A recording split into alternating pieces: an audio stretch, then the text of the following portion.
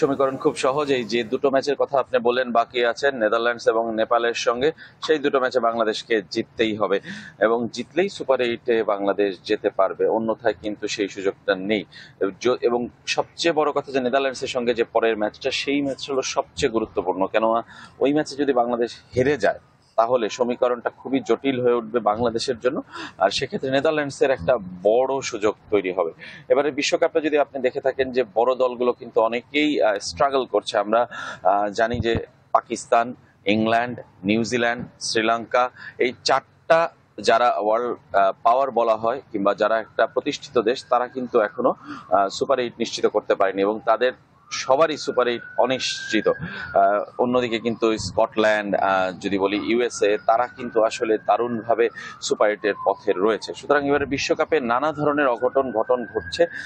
বাংলাদেশ, এটা স্বাভাবিক যদি বাংলাদেশ সুপার এইটে ওঠে, না যাওয়াটা আমার মনে হয় যে অস্বাভাবিক হবে। প্রথম ম্যাচে শ্রীলঙ্কার সাথে জয়ের পর সেকেন্ড ম্যাচে অনেক কিছু নিয়ে আলোচনা হচ্ছে, কিন্তু দক্ষিণ আফ্রিকার বিপক্ষে এই উইকেটে এই কন্ডিশনে বাংলাদেশ লড়াই করেছে।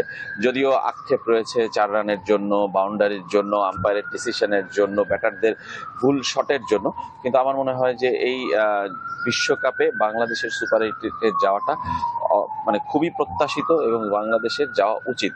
কারণ এই ওয়ার্ল্ড কাপ যেভাবে এগোচ্ছে সেই বিচারে, যদিও বাংলাদেশ দল কিন্তু এখন যুক্তরাষ্ট্রে নেই, আপনাকে সেটাও বলে রাখি যে যুক্তরাষ্ট্র পর্ব বাংলাদেশের জন্য শেষ হয়ে গেছে। বাংলাদেশ দল ইতিমধ্যেই ওয়েস্ট ইন্ডিজে পৌঁছে গেছে, সেন্ট ভিনসেন্টে আছে, যে ভেন্যুতে বাংলাদেশের বাকি 2 ম্যাচ আর্নস্ট ভ্যালি ক্রিকেট স্টেডিয়ামে, এবং নেদারল্যান্ডসের সঙ্গে প্রথমটি এবং নেপালের সঙ্গে তার পরেরটি 13 এবং 16 জুন। আর আরেকটা কথা বলে রাখতে চাই যে আজকেও কিন্তু যুক্তরাষ্ট্রে নিউ ইয়র্কে ম্যাচ আছে পাকিস্তান এবং কানাডা। পাকিস্তানের জন্য বাঁচা মরার ম্যাচ, যেটুকু সম্ভাবনা পাকিস্তানের রয়েছে সেটা কিন্তু এই বাকি 2 ম্যাচের জয়, বড় ব্যবধানের জয়, তার উপর নির্ভর করবে। শ্রীলঙ্কার যেমন আরেকটি বিষয় জানতে চাচ্ছিলাম যে গতকালের বাংলাদেশ এবং সাউথ আফ্রিকার খেলা নিয়ে বাংলাদেশি প্রবাসীরা কি বলেছেন এবং যারা ক্রিকেট বিশ্লেষক আছেন তারা কি বলেছেন গতকালে বাংলাদেশ এবং সাউথ আফ্রিকার ম্যাচ নিয়ে?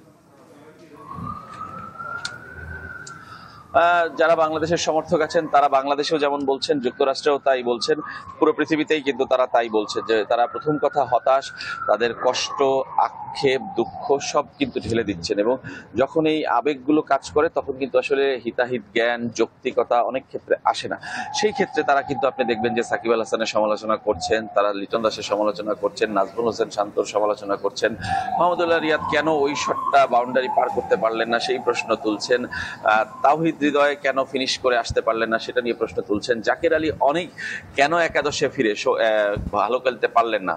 গতকালের আগ পর্যন্ত সৌম্য সরকারকে নিয়ে তাদের সমালোচনা ছিল, কালকে কিন্তু জাকের আলী অনেক সেই জায়গাটায় সৌম্য সরকারের নেয়ার পরও তাকে নিয়েও আসলে সমালোচনা চলছে।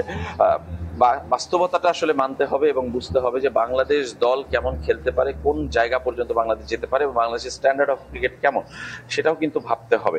আমরা বলছি যে বাংলাদেশ সুপার এইটে যাওয়া উচিত, বাংলাদেশের সুপার এইটে যাওয়ার সম্ভাবনা রয়েছে, কিন্তু এটাও বুঝতে হবে যে এই ওয়ার্ল্ড কাপে কিন্তু আসলে কোয়ালিটি অফ ক্রিকেট কেমন হচ্ছে, রান কেমন হচ্ছে, নিউ ইয়র্কের উইকেট কেমন, সেটা কিন্তু মেনে নিতে হবে যে বাংলাদেশ 6 বলে 11 রান করার মতো অবস্থায় ছিল না শেষ ওভারে। আমার মনে হয় যে এই ম্যাচটা কেন লাস্ট ওভার পর্যন্ত ওই পজিশনে যাবে, লাস্ট ওভারে 6 বলে 5 রানই কঠিন, 4 রানই কঠিন, যেখানে এই উইকেট আমরা মোস্তাফিজের লাস্ট ওভারটা দেখেছি দক্ষিণ আফ্রিকা যখন ব্যাট করছিল।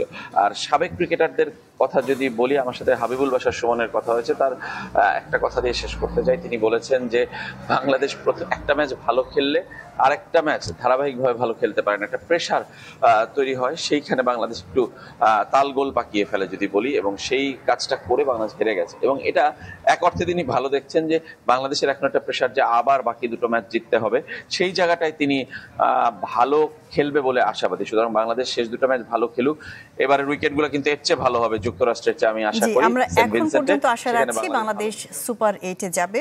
আমাদের সাথে যুক্ত হয়েছিলেন রেজানুজ্জামান, জানাচ্ছিলেন আইসিসি টি-20 ওয়ার্ল্ড কাপ নিয়ে সবশেষ খবরাখবর, যুক্ত হয়েছিলেন নিউ ইয়র্ক থেকে।